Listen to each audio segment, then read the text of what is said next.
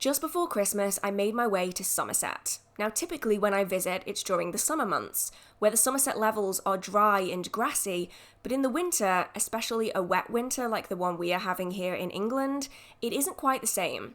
The energy of Somerset is slightly different, and the Somerset levels are in some cases flooded, which can make some journeys a little bit trickier. But despite this, we got to see some amazing places. So join me for the next 20 minutes or so as we explore some of my favourite locations in Somerset. One of the first places we visited was Wells Cathedral. If you've never had the chance to go, even if you aren't religious, I would recommend you looking at the amazing architecture. This cathedral is 12th century. The place is filled with beautiful stained glass windows with high vaulted ceilings, and on the day that we visited, they were preparing for a musical performance, and so the vast space was filled with song. It was amazing. Honestly, one of my favourite places to visit, even though I'm not religious in this sense, and it's definitely worth checking out.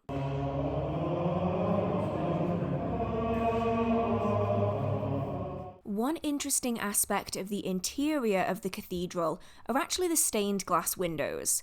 While they may look beautiful and colourful now, during the English Civil War, the majority of them were smashed. Much of the glass was saved and put into new stained glass windows.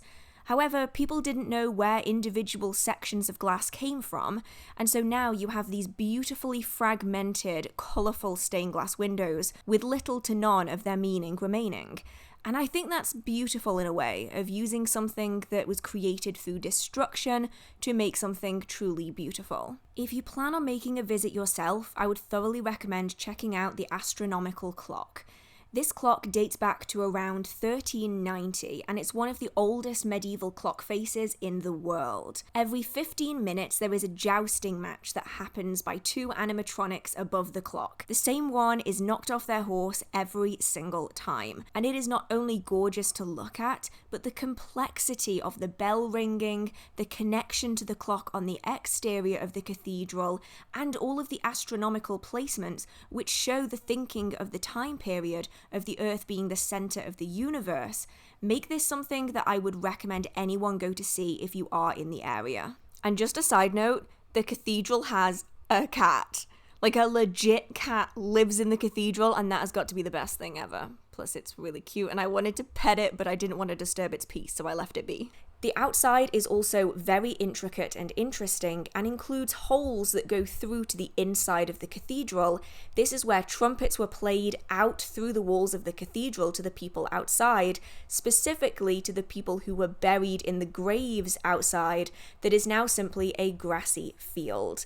This is such an interesting building, and if you have the chance to get a tour, it is well worth it. Whilst in Somerset, we couldn't miss out on seeing some of the beautiful National Trust properties, the first being Dunster Castle. The land upon which this castle is built has housed a castle since at least Norman times. In the 11th century, a castle was first built. It has survived a siege, near destruction during the end of the First English Civil War, the rise and fall of kings and queens, before eventually coming into the hands of the Luttrell family, who lived here for over 600 years. In the 19th century, the castle was turned into a lavish country home, but keeping, and in some areas actually rebuilding, its castle appearance. Now the castle is owned by the National Trust, allowing the building, its history, and its ghosts to be preserved, and it's the ghosts that I find particularly interesting. This is, however, a topic I will fully dive into in the future, but for now, I would recommend spending some time in the rather eerie King Charles bedroom, named after King Charles II, where it's said to be the most haunted room in the building, with many visitors complaining of uneasy sensations and others still refusing to even enter. There are, however, a plethora of ghost stories dotted around the estate. This one is just an area that I find particularly interesting. While here, I was fortunate to join a guided tour of the Victorian kitchens. This is an area that isn't usually open to the public, so if you can get on a guided tour, I would definitely recommend it. Here we learned about the working life of staff in the castle and the day-to-day activities that you don't normally hear about when visiting a place as grand and lavish as this. Some of my favourite aspects of the castle, besides the ghosts, were the library and the leather tapestry. The leather tapestry is hand-stamped and painted, and it tells the story of Antony and Cleopatra. Once, this would have stretched along the walls of a long gallery in its completeness, but when the rooms were altered to become a more comfortable home, the tapestry was cut up, with bits and pieces disposed of, and the sections that remained placed out of order in the way we see it today. This was such an incredible visit. We didn't get to see all that much of the gardens or the watermill, but we did get to see a little bit of the medieval village, which is really beautiful, and if the days are longer and you have the time, I'd recommend a walk through them. If, however, you struggle with walking up steep hills, this might not be the easiest place for you to visit. There's probably wheelchair accessible routes, but I would make sure to double check just before you go. The second of our National Trust visits was to Tinsfield. This house is breathtaking. I cannot even describe how gorgeous it is in person, and pictures and videos simply don't do it justice. The outside was practically glowing from the winter sun, and inside there were actors and carol singers drawing you into a truly historic Victorian Christmas experience. Being a Gothic revival home, I wanted to take all of it with me, or just copy and paste the design and decoration into my own house, but it was far too grand to ever be able to successfully replicate. The land was initially home to a 16th century hunting lodge, not the grand house that we see today. That came much later when the Gibbs family purchased the property and built onto the original, much smaller building. It was initially just a home, but it eventually took on the name of Tinsfield and became the highly decorative Gothic revival home with bits and pieces added to it over time that we see today. The staircase alone was spectacular. I could be there all day and still be amazed by all of the little tiny details. However, my favourite area was actually the chapel. This was built for the family much later than the rest of the home in around the 1870s, and it is filled with such intricate detail and stunning stained glass. I spent so long in here, and I'm certain that I missed small little details, little stained glass windows. It was just beautiful. Members of the Gibbs family still lived here until 2001, with the National Trust then buying it in 2002. This makes it a really recent addition to the National Trust's protective care, and now visitors can learn about the history and experience the beauty of this home for themselves. And it's definitely worth a visit if you're in the area. This is one that I would definitely recommend. This place is absolutely beautiful. 1,000% would recommend. I mean, just look at that. That's just the church. It's mad, it's gorgeous, it's beautiful. I would 10 out of 10 definitely come back here again. And honestly, I'm sad I can't go around again. They have timed tickets today because it's so busy, but normally I think you can go around as often as you want, but it is so nice. Of course, we couldn't come to Somerset without spending at least a few days in Glastonbury, somewhere I consider to be the witchcraft hotspot of England. I went in with full intention of only getting books that I couldn't resist, but as it turns out, the bookshops were really enticing, and I may have come away with quite a few interesting reads. If you would like to see what I got, the next video will be just that. Of course, we didn't just come for the shops, even if the cold and wet weather made that particularly alluring.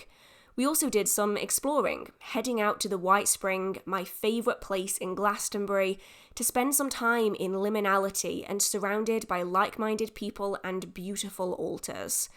Inside, there's no recording, so if you visit, double check the opening times and be warned that your feet might get wet and go in with an open mind. Once back in town, we made sure to make a stop at the Wildwood, which has such a beautiful atmosphere, and this really gorgeous section at the back of the store. It looks like a woodland glen, and it is just absolutely amazing. As well as stopping in at Sons of Asgard, Starchild, and of course the bookshops, specifically the Hollow Hills, which was formerly known as the Speaking Tree, and Courtyard Books, my personal favourite. With the Frost Fair having just passed, a lot of the windows were decorated, and some of them had even been given awards for the best dressed windows. And for anyone who doesn't know what Glastonbury is, you must be new here, I talk about it a lot. It isn't just a music festival. It's actually a town that is filled with shops regarding witchcraft, spirituality, and magic. Here, you're more likely to find shops selling incense and tarot cards than you are everyday goods that you might find in any other high street, which is amazing for magical practitioners, perhaps not so great for everyday people who just want to get their shopping done.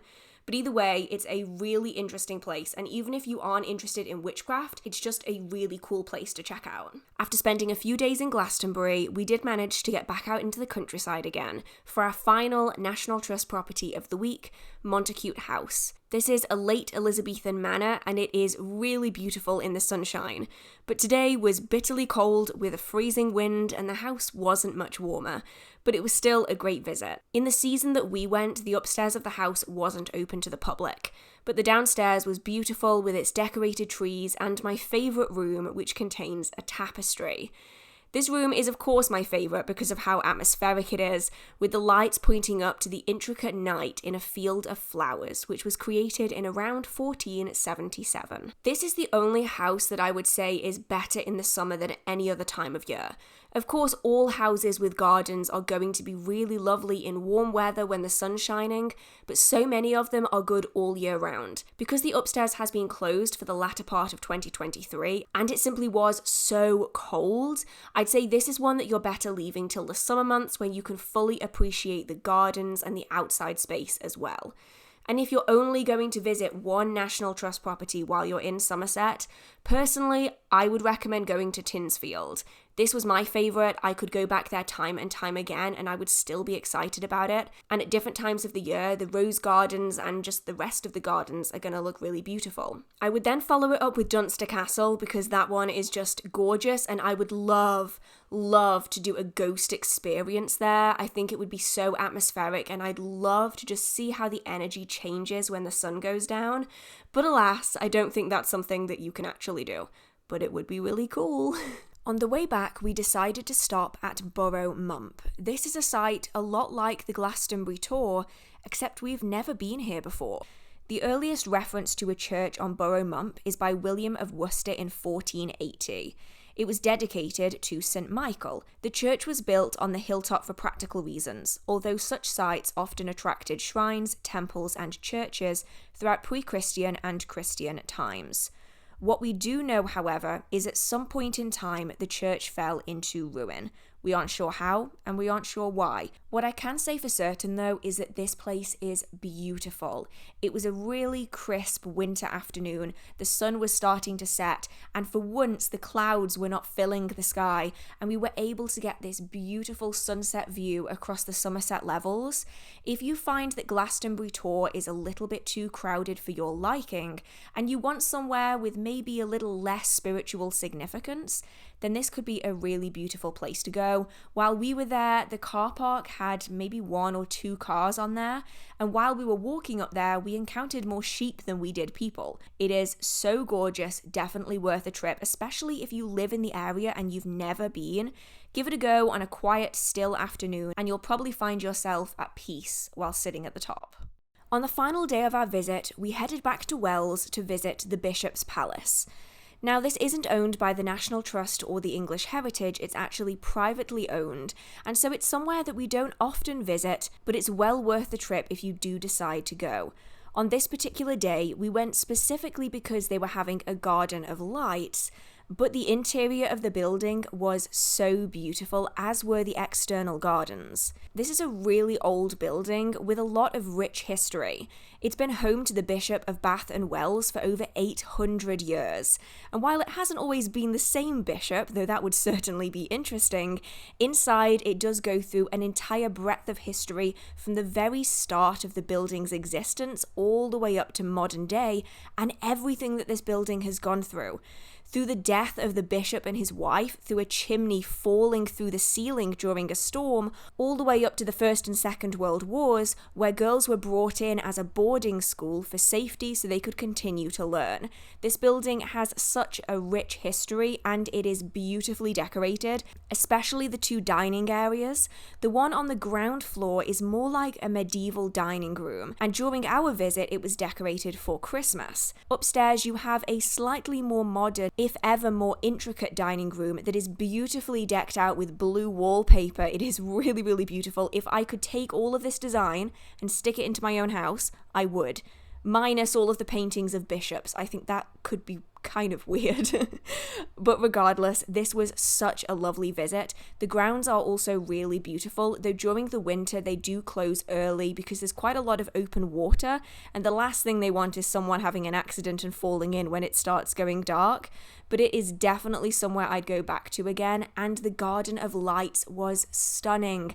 At around 4 p.m, they turned on all of the lights, and by the time it went dark, everything was illuminated by coloured lights. They had reindeers, they had Christmas trees, they had a tunnel of lights. It was such a wonderful sensory experience, and if you have the chance to go to a Garden of Lights in any coming year, I would recommend that you do so. It doesn't have to be the Bishop's Palace, but this one was particularly good, though I should note that despite this being a really enjoyable light experience, and it was very sensory in nature, because it is quite loud and busy, it might not be suitable for everyone, so just take that into consideration. So that brings my trip to a close, and it was so lovely getting to see Somerset in a completely different season. I'd love to know your favourite places to visit, whether they are in Somerset or further afield. Let me know down in the comment section. And if you've made it all the way to the end of the video, feel free to post some heart emojis and I will try to heart as many of them as I can. And if you do enjoy the magical content on this channel or in this video, feel free to hit subscribe. I try to post magical content every single week with a few additional travel videos here or there. So I hope you're all staying safe, I hope you have a marvellous magical day, and I will see you in the next video. Bye!